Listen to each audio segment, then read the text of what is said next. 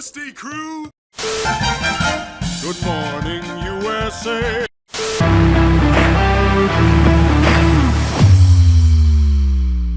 Good morning, sports fans. My name is Gabe. And I'm Kabi. And it is another cold, wonderful day in Syracuse, New York. Kabi, I got to ask you, growing up, what was your favorite show to watch on Saturday mornings? So you got your sugary cereal, your Captain Crunch, you're coming to the living room. What are you putting on? Well, my favorite cartoon of all time, I have to go straight to cartoons. It's got to be Tom and Jerry. Okay, Tom and Jerry.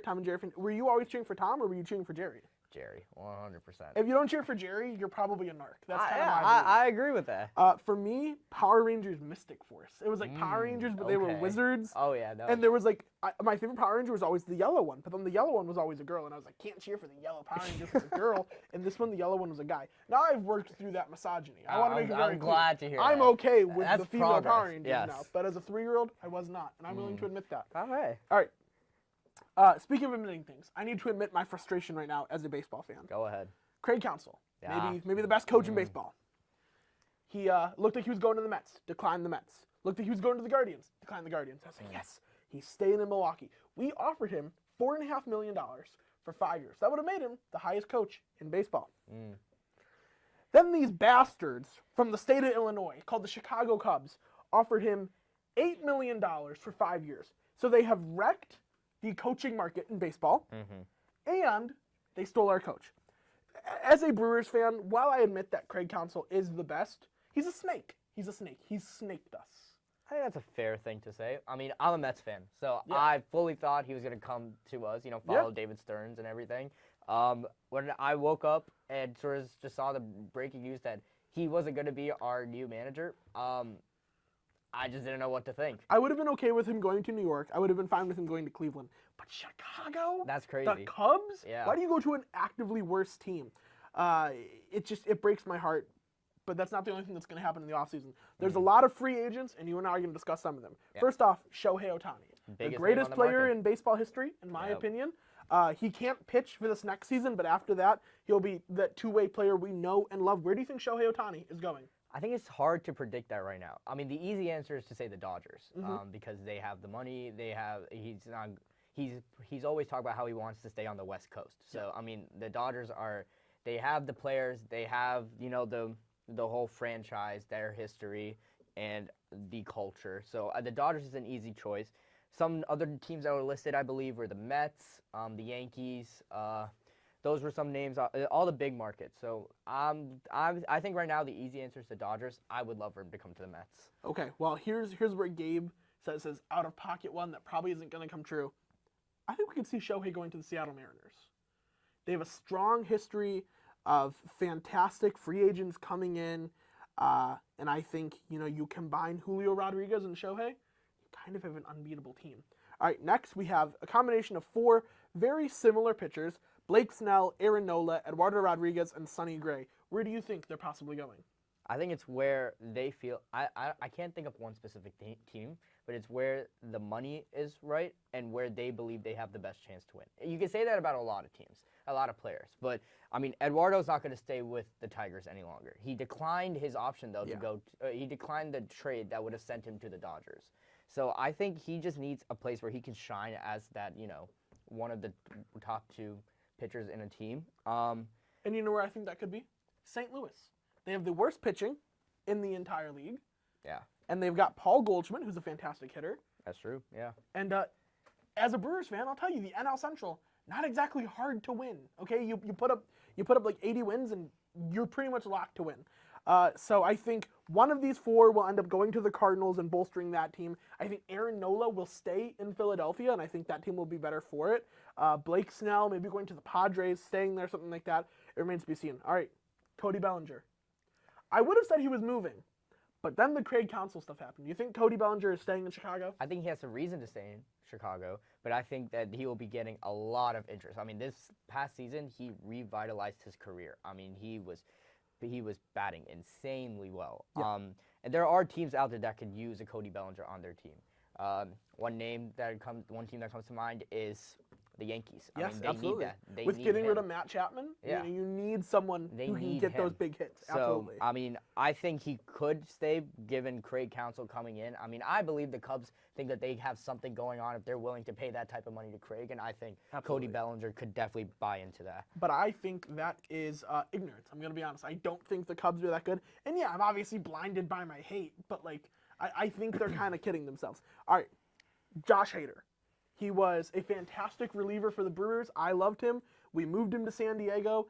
San Diego didn't really work for him. So now the best reliever in all of baseball, the guy that if you want anyone in your bullpen warming up, it's Josh Hader. He's available. Cabby, the Texas Rangers won the World Series. What was the biggest flaw for them? Their relief pitching. I mean, their bullpen was awful. They were putting in starting pitchers in that reliever, tiring them out. Honestly, they probably would have beat the Phillies in 4 games had their relievers been better. Amen. Yeah, I agree. What happens if Josh Hader goes to the Rangers? You're Like, looking like, at that's you're a looking scary at a team. scary team. I mean, you know, the Rangers coming into the season was just one of those teams that are like, oh, they're just spending a lot of money. I don't know how it's going to work. And I mean, you see that team, talent everywhere. Starting pitching was insane. The trades they made at the deadline, I mean, Jordan Montgomery was like an amazing trade. Yeah. We'll get into a little Well, bit. we're going to get into Jordan Montgomery. We're Don't getting worry. into him.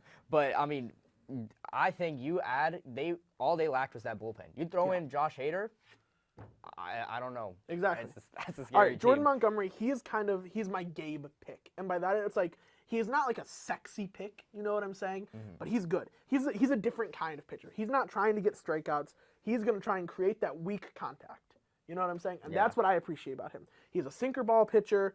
What he's fantastic at is the off-speed, off-tempo releases that keeps a hitter guessing all game. You are not going to know if he's pitching in the box, outside the box, what he's going to be doing. He is a fantastic sinker that Jeff Pisano labeled the death ball, which is just a fantastic name for a pitch. That's kind of sick. He's got 3 separate pitches, all of them distinct.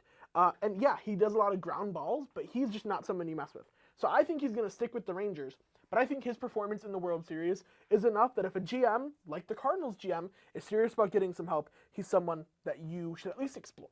I agree. I mean, I think he definitely is one of the better, pitchers at getting the job done in our game. He's not strikeouts crazy, but I mean, he gets the job done and he'll win you games. So I definitely think he will be explored, but I agree with you as well. I think that with everything that has happened well for him with the Rangers, there is no real reason for him to leave. Yeah, he is someone that I would love to see the Brewers possibly explore. Corbin Burns, more than likely going to be off the team. He is the one I see going to the New York Mets. I think that's kind of a done deal. He loves David Stearns. So. All right, listen, stop praying on my downfall. Wade Miley rejected his arbitration agreement. Brandon Woodruff is out for the entirety of the 2024 season with a shoulder injury. I don't know who the Brewers are going to be pitching. Like I don't know what's going to happen here. Jordan Montgomery, I'd be okay with it. Finally, we have Yoshinobu Yamamoto, the second best free agent in the rankings, who in any other year, if Shohei Ohtani, the baseball god, was not available, it'd be like Yoshinobu Yamamoto. People would be like running over people to get him. Yeah. There's 2 options, in my opinion, where he's going to go. First, he could go to your New York Mets. You put him in a duo with Kodai Sengai. I think that's a crazy duo to have. I think that'd be fantastic. Here's what I'd like to see happen. And like what's weird is like this is not something that people are talking about, and to me it's weird that no one's discussing this. Who's the best hitter at Boston? Matasaka, I have. Masataka Yoshida. Masataka, Absolutely yes. Masataka Yoshida. You put those 2 together, I think that's an incredible young core right there. it's going to be hard to slay the Green Monster. Amen. Baseball, listen, we're not going to be talking about it as much on the show right now because we're going to reach that slow period. There's one last thing I want to tell you. This broke about 20 minutes ago. Food poisoning has gone out at the GM meeting. A bunch of the GMs have left the GM meetings that are happening right now at this very moment, Wednesday, because they have food poisoning. The GM meeting has become a GI meeting. Wow. So saw that before we started recording, meaning the GM meeting might happen later in the year, and we'll be able to talk about it later. Ah, that's crazy. It's crazy. Baseball is super fun. Yeah. Once Corbin Burns and Shohei and all of them get moved, you and I will be discussing. I'll probably be grieving. You'll have to put me back together. I'm hoping I'm celebrating the Mets, but we'll see. All right, well, you know what is going on right now? The National Football League. That is true. Week 10 is about to happen. I know you and Cam have some thoughts on Week 9. Yes. let's send it over. Thank you, Gabe and Kabi. I really like that new guy. Thank you. So the first game we're going to talk about is the Thursday night football game. The Steelers and the Titans. Will Levis' second game starting, and he looked pretty good. Oh, yeah. I think Will Levis is exactly what the Titans needed. Yeah. I mean, he's a great passer of the ball. The throwing is impeccable. And I think he's finally using DeAndre Hopkins, which is what he came into play, and so this is great. Yeah, so it broke last night that Will Levis will be starting for the rest, or last night or the night before, one of those. Yeah. That Will Levis will be starting for the Great remainder move of the by season. the Titans, yeah. Yeah, it is interesting to see where Tannehill will end up going, though, in the offseason. Yeah. So the next game, we had a game in Germany. We had the Dolphins and the Chiefs. And I just have to say one thing. While the Dolphins played they're good. They didn't play that great. Mm-hmm. It seems they have a lot of trouble against legit teams. Yeah, I mean, again, the Dolphins will win the games that they have to win, but they Yes. haven't given us a convincing win against a great team. Do they have 3 losses? I believe they've lost, and the believe so. the three Yeah. legit teams they played have all beaten them. Yeah. So it's not a great look. What'd you think of the Chiefs? They started off really hot, but they really slowed down towards the end of it, and they didn't get Travis Kelce involved much at all. I mean, their defense is amazing. I think Chris Jones coming back is great. That's huge. So that's huge. But yes, the offense, I mean, it is pretty much the Kelce show, the Kelce and Patrick Mahomes and show. when Kelce so. doesn't show up, they have a lot of trouble. Yeah. Now we're going to be... Next, we're going to be talking on the Vikings and the Falcons. I thought this was one of the best stories of the week. Yeah, Josh I mean, it was a Dobbs great comes game. in, has 3 or 4 days of preparation, hasn't even practiced with the first team offense, and he goes out there and beats the Falcons. I think it was a great game. I think it's crazy to think that Cam Akers also got injured. I believe it was an Achilles. I could be wrong. Yeah. But he was supposed to be their emergency QB. So it was pretty much the Josh Dobbs show the entire I did not time. know Cam Akers was their emergency Yeah, QB. no, he was. So it was, if Josh Dobbs got injured somehow, I mean. Yeah, there was lots of injuries during that game. So you got Jaron Hall getting hurt, T.J. Hawkinson getting hurt, Cam Akers getting hurt. Yeah. And then K.J. Osborne took a nasty hit, completely knocked him out. Yeah, I mean, and then now talk about the Falcons. I mean, Jonnu Smith has been playing amazingly for them. Yeah, and who would have thought we would see a 100-yard game from Jonnu Smith this And I'm year. glad they switched quarterbacks to Taylor Heineke. I think he was exactly who they should have gone with in the beginning, and I'm glad they're using him now. But Gabe did call it. Yeah, I mean, but again, you draft Bijan Robinson, and you have not been using him well enough yet. I know that Falcons fans must be upset about this. I know fantasy football players are very upset about this. Yeah. I mean, you have someone who is as great as he is. They have to be using him more. Yeah. So the question is, so we'll talk about our next game, but so we got the Bears and the Saints, but the first question is, so the Saints did win this game. The Falcons, the NFC South is so tight right now. Who do you think has the edge and who's going to win it? I think the Saints' offense is just a lot of fun to watch, and I think Derek Carr has to, use the weapons that he has. Chris Olave, Michael Thomas, Rashid Alvin Shaheed's Kamara. been playing great. I mean, yeah, they have a great team. It's just they need to work a lot better together. Yes. So, Bears Saints. Tyson Bagent almost beat the Saints. He's actually looked a lot better than a lot of people thought. Oh, yeah. I think he just needs to clean up his turnovers and everything because I believe he threw 3 interceptions in that game. Again, he's an undrafted rookie, so it's pretty tough. This is only his 3rd game starting. But he's looked pretty competent, which is surprising because when I was told an undrafted QB from a D2 school is going to be starting for the Bears, I thought it would be it'd be pretty scary. I mean, he would probably have a horrible game or something. Yeah, probably going to be a bad game, but he's held his own, so good for him. Yeah. So, Packers and Rams. So, Packers are not one of the best teams in the NFL this year. And this really showed that the Rams are definitely being carried by Matthew Stafford. Yeah. And because, he gets the ball to Cooper Kupp and gets the ball to Puka Nacua. And when they don't have a QB that can get the ball to them, they're not moving their they're offense at all. completely screwed. Yeah. That was one of the most disgraceful games I've ever seen from a sports team. Brett Rippon, you hardly ever see a QB start one week and get cut the next day. Yeah, I mean, they got Carson Wentz now. They got Carson Wentz, the return of the Ginger Jesus. And, yeah, it was just not a great-looking game. Yeah. Do you think the Packers are going to turn it around, or do you think this just was an easy game for them? Again, it's just one of those things that they just have you have to trust in Jordan Love to get it together at some point. There's a reason the Packers believed in him. Yes. But I just don't know if they will get it done this season because this is Jordan Love's first season as a full starter. So. Is it now time to start calling the Ravens legit Super Bowl contenders because they went and played Detroit, whooped them, and then they just played the Seahawks and whooped them too. I believe they've beaten both the Seahawks and the Lions by a combined score of 77. I think it's insane. I mean, the Ravens again. high-powered offense right there. Yes. Mark Andrews, And their Lamar defense, Jackson, and their Gus defense Edwards. is super good too because Yeah. they're stopping. They held both the Lions and the Seahawks to, I believe, one-digit games. No, I mean, each. and those are. I mean, the Detroit offense is a high-powered offense right there too.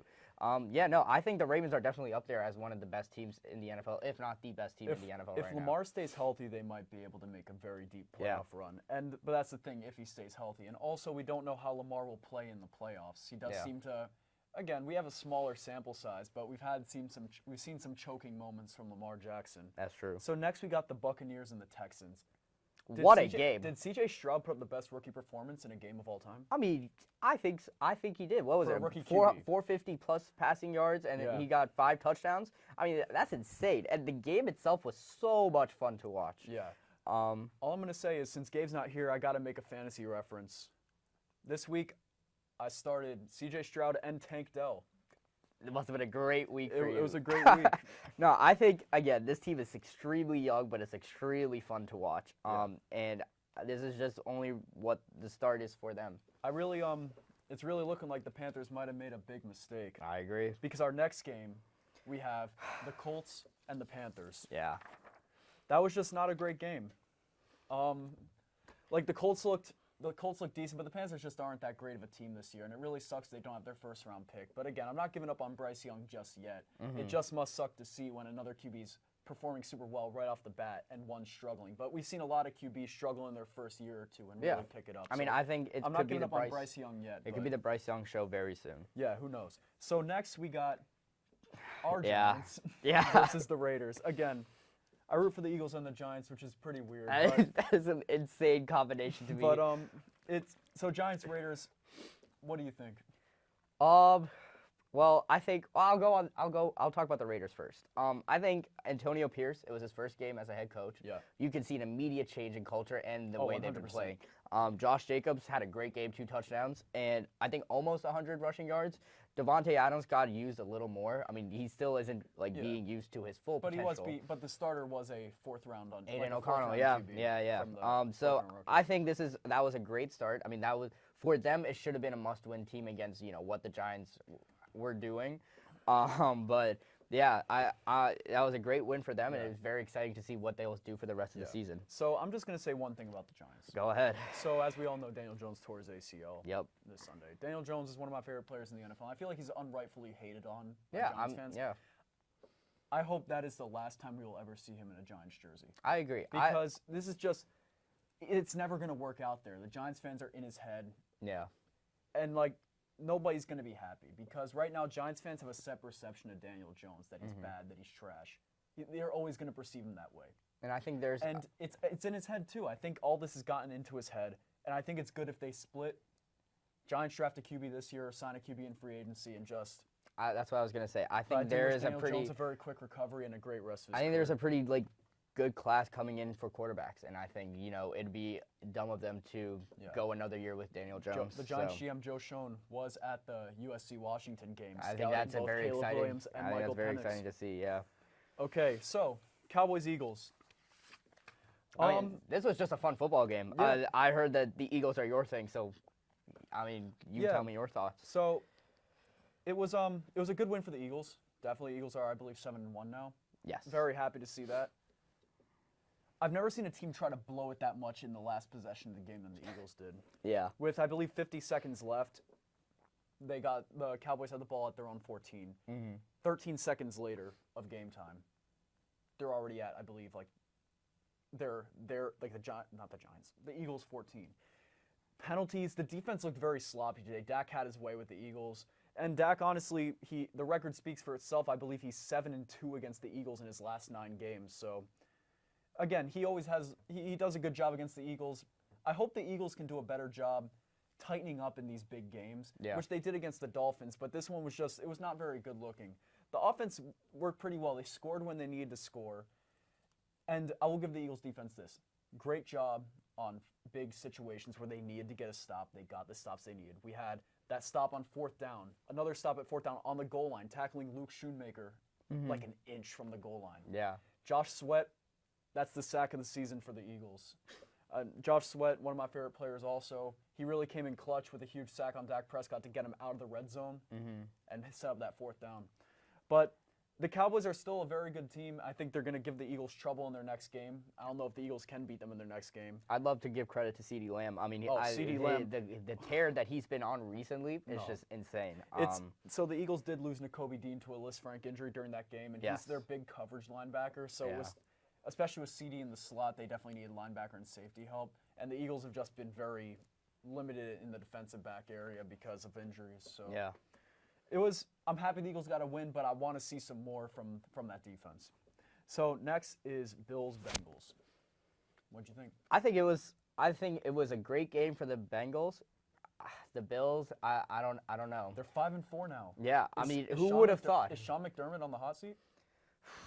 I think it's fair to assume, but I don't think you could write that off. You have to wait till the end of the season to determine whether he's on that. A lot of people thought this was like their window's rapidly closing, and some people thought like this could be the last year of their window. If they blow this and finish like 500, you can hear Diggs trying to get out of there. Diggs is upset. Yeah. The great defense that they have is aging a lot.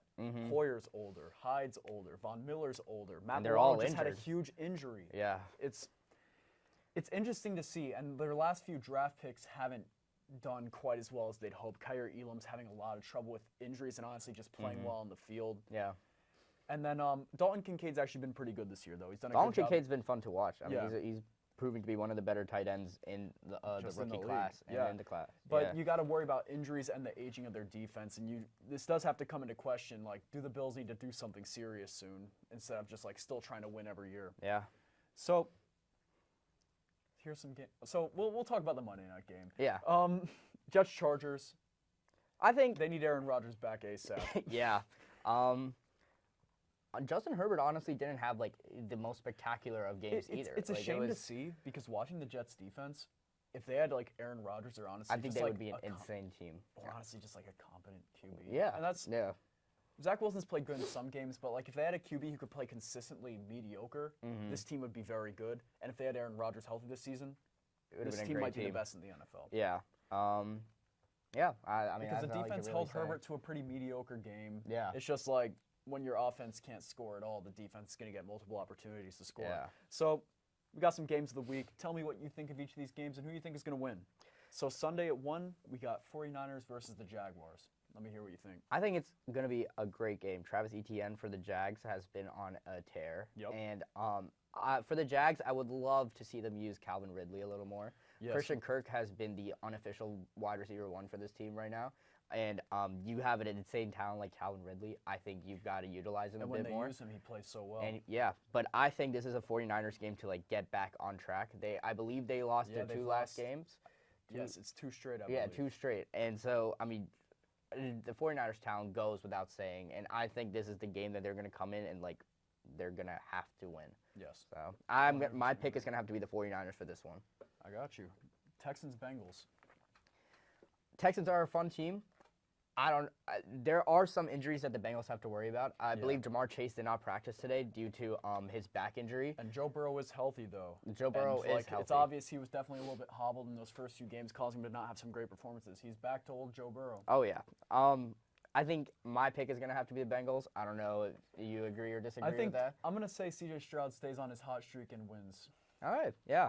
I think that's fair. Yeah. So now we got Titans-Buccaneers.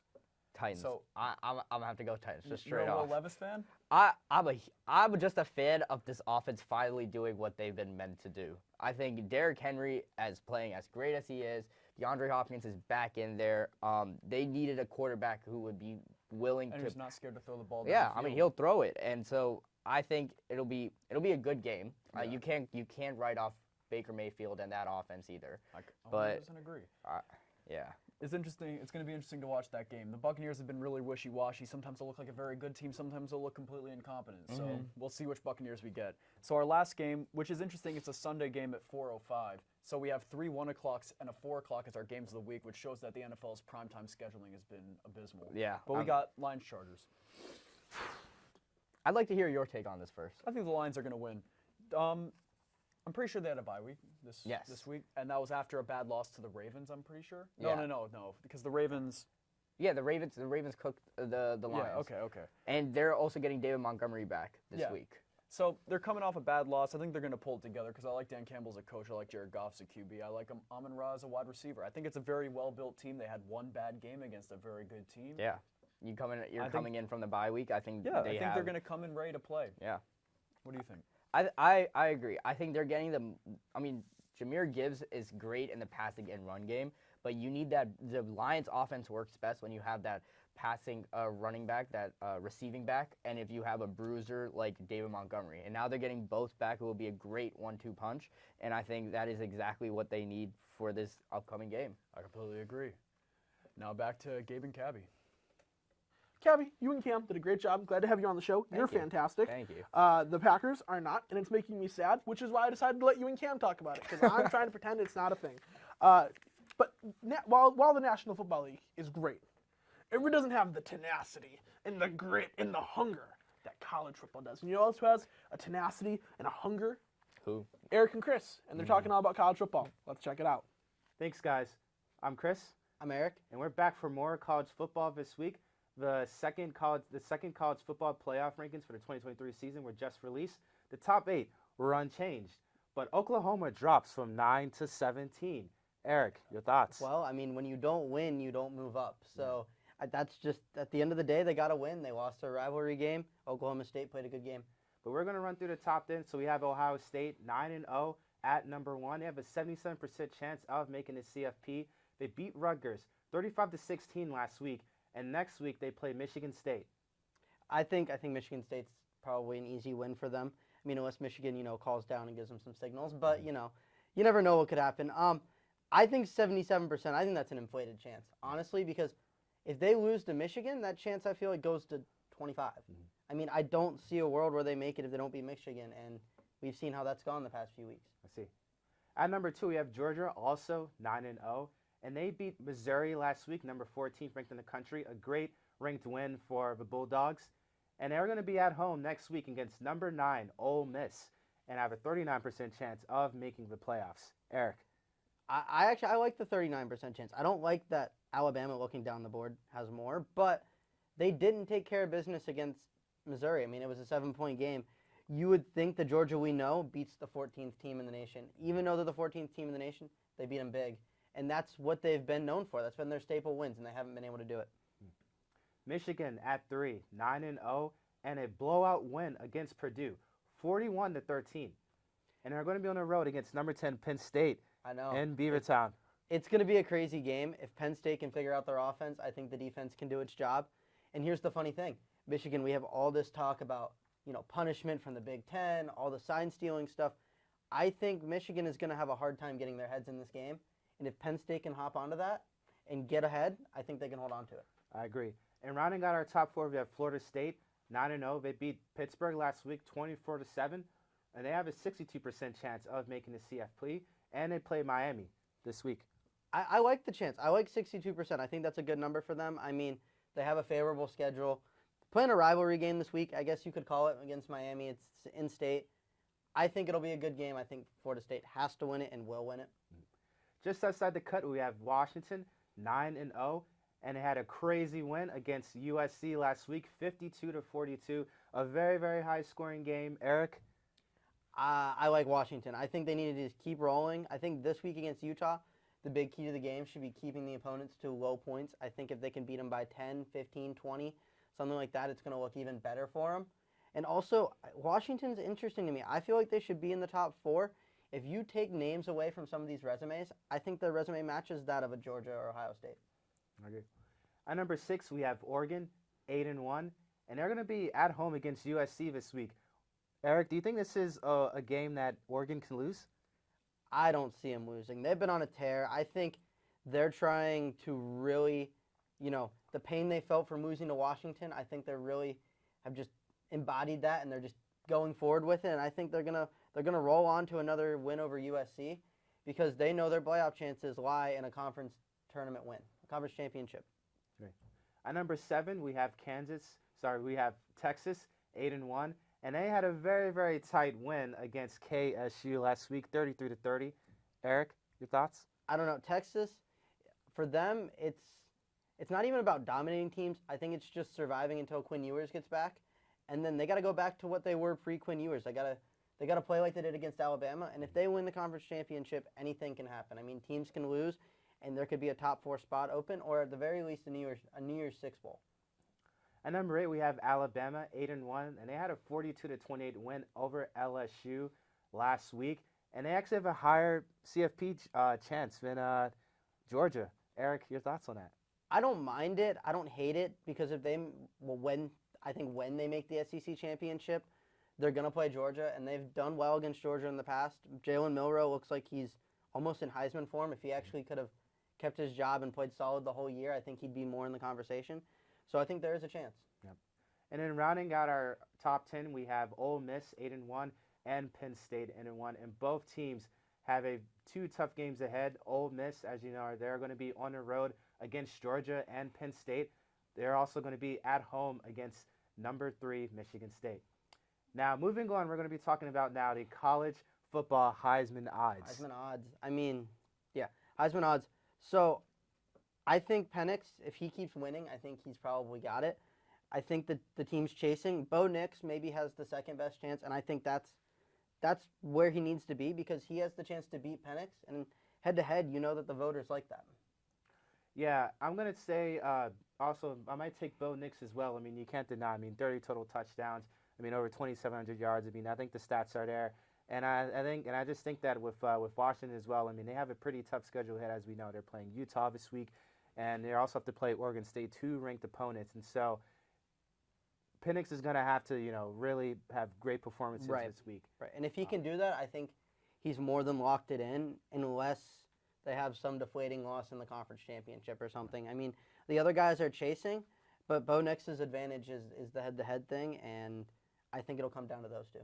And to round out the top 5, we have Jordan Travis plus 750, J.J. McCarthy plus 850, and Carson Beck plus 1,500. I think they're like what you said. I think they're chasing. I think they're just trying to keep their name in the conversation in case someone stumbles. Yep. And finally, we have our 3 games of the week. Yep. The first one, number 3, Michigan Wolverines at number 10, Penn State. Eric? I want to say Penn State. I'm going to bet on them again. I said it at Ohio State. I want to give them another shot. I think with all of the conversation this week with Michigan, I think that Penn State could come in there and take care of business. What do you think is the key to win for Penn State? Scoring points. Their defense can stop teams from scoring points, but their offense has not backed them up. They got to score. Yep. For our second game, we have number 9 Ole Miss at number 2 Georgia Bulldogs. This is an Ole Miss team that leads the SEC in turnover margins, and they're a pretty high-scoring team. They start out fast, outscoring opponents in the first quarter, and also outscore opponents in the fourth quarter. Yeah, I still think Georgia takes care of business. They know they got to win. They know they have to win. It's at home. They're going to do what Georgia does, and they're going to win. Yep. And for our final game, we have number 18 Utah Utes at number 5 Washington Huskies. It's Washington's game to win. It's also Washington's game to lose, but I don't see them losing. I think if Utah had their starting quarterback, if they had Cam Rising back, it's a toss-up, but I think Michael Penix is the X factor, and he gets it done. I think I'm going to go with Utah in this one, Eric, just because Utah, as we know, is one of 4 teams in FBS that ranks in the top 10 in rushing defense, scoring defense, and total defense. So it just goes to show that, again, that their defense is really well-rounded. And then on top of that, right, I mean, they lead all of SBS in time of possession. So the UTs are definitely a team that is very methodical and really just tries to use up time during the game. Yeah, I don't think they can stop the firepower. Yeah. They use up time, but I don't think they're going to use up enough of it. Yeah. Well, thanks, guys. That's all we have for today. We'll shoot it back. Back to Gabe. College football is, some might say, too hot to handle. Too hot to handle. But speaking of handles, you know who has one of the best handles in the game? Who? The NBA game, that is. Stephen Curry. We will be going in to talk about the NBA now. Thanks, guys. I'm Elie. And I'm Joe. And we are talking NBA basketball today. This Let's do season it. has been one of the I've never been more excited for a season ever watching basketball, and it's been one of the most exciting first few weeks of a season that I've seen. And one of the biggest storylines has been the Rookie of the Year voting. Yeah.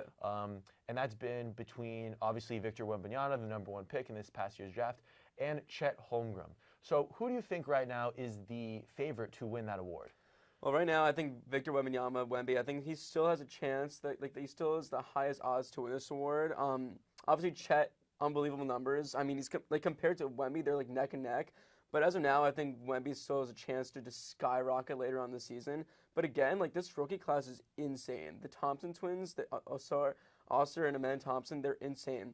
And yesterday, Draymond Green made pretty great comments about this rookie class. Like all of them, like they're competing like well with these veterans. They're giving them a number too, and I really appreciate what they're doing. But yeah, I think Wemby still has the edge over Chet. Yeah, obviously Wemby is generational talent. We've never seen anyone like him, with his length, 7'4", be able to do everything, especially, one of the best defensive players.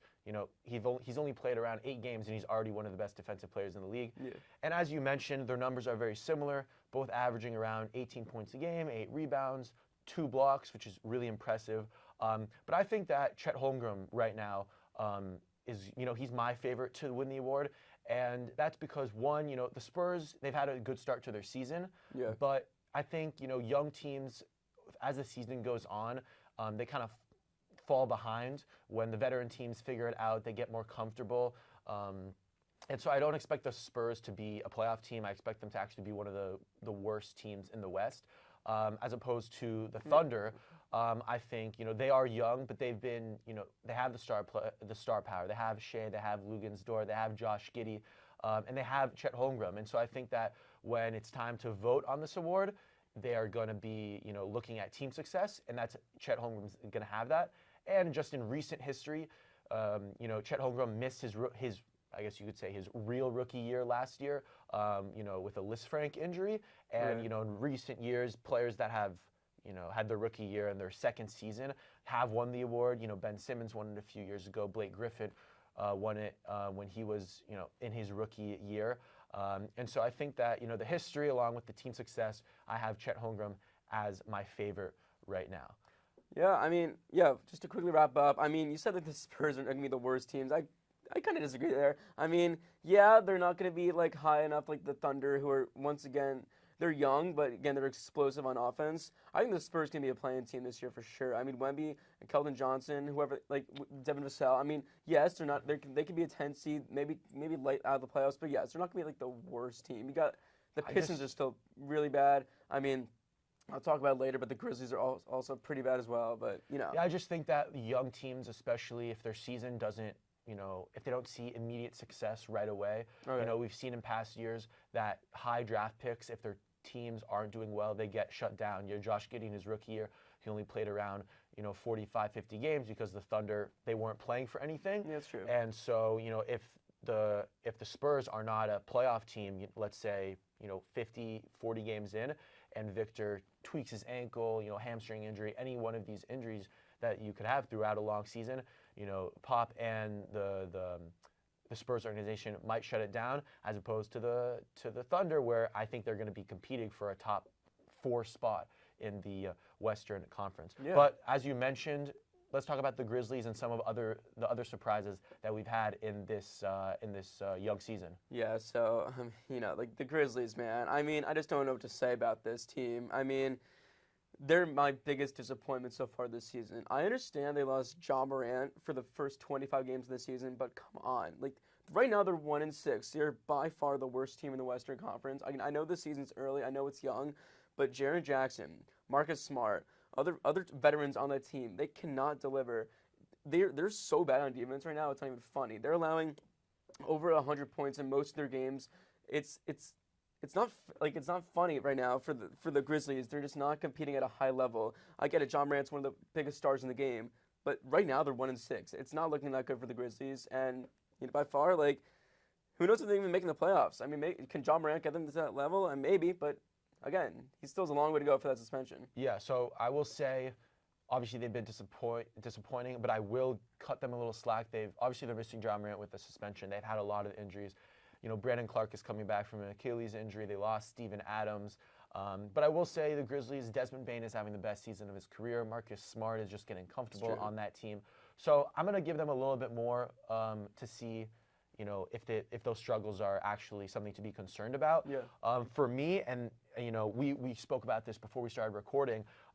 The biggest surprise for me, while his team has not been playing amazing, and that's Scotty Barnes. Yeah. Scotty Barnes last year, his stats, I have them right here: 15 points per game, 6 rebounds, 5 assists, 45% from the field, and 28% from three. So really lackluster numbers after winning Rookie of the Year. But this year, again, they've only played 7 games, the Raptors, but he's averaged 22 points per game, 10 rebounds, 6 assists, 51% from the field, and 42% from three. That's an increase in every single major statistical category, and 7.7 more points per game, 4 more rebounds, and shooting over 15% better from the three-point line. Those numbers I just read are all-star, superstar numbers, and I think a big reason is because of the third-year jump. I spoke about a little while ago that it's very common for young guys in the NBA, their third year, that's when they figure it out. That's when they become all-stars and all-NBA guys. And I think this is what we're seeing from Scotty Barnes. He is now the star guy on that team. Pascal Siakam is going to be able to take a back seat. Fred VanVleet is gone. He's going to be able to star that team. Yeah. And for me, I really enjoy watching Scotty Barnes play because I've always been a big fan of guys that can do everything, that can shoot, that can rebound, that can pass, that can score. LeBron, obviously one of the best players ever, but one of my favorite players. Paolo Banchero in recent years has been able to do that. Luka, obviously. Prime Ben Simmons, obviously he kind of fell off. LaMelo Ball and his brother Lonzo Ball. I like guys that can do everything, that aren't liabilities on defense, that can rebound, pass, the whole thing. So Scotty Barnes right now is my pick for most improved player of the year, and I wouldn't be surprised if we see him as an all-star and maybe making an all-NBA team. Yeah, just going off that, just very quickly. I mean, Scotty Barnes won Rookie of the Year, kind of set back the next year, and came back pretty strongly so far this year. I mean, we mentioned before, like in the standings, last year for the play-in tournament, it was the Heat, Raptors, Bulls, all pretty much competing for that 8th seed. And you look at it now, the 10th seed, 11th seed, 12th seed, again, the Heat, Raptors, and Bulls. So once again, they're competing, and you got the Nets there as well, Cavs. They're competing, especially for that play-in tournament. Who's going to take that 8th seed, even the 7th seed? Those teams are still back at it, and I think it's going to be very close to see who gets the 7th and 8th seed. But yeah. So a young season, a lot of things to look forward to. Looking forward to how it ends. Yeah. I'm Elie. And I'm Joe. Thanks, guys. All right, Elie and Joe killed it. They know the NBA better than anyone. That's all from us here at Good Morning Sports Fans. Thank you guys so much for watching. We'll see you next time.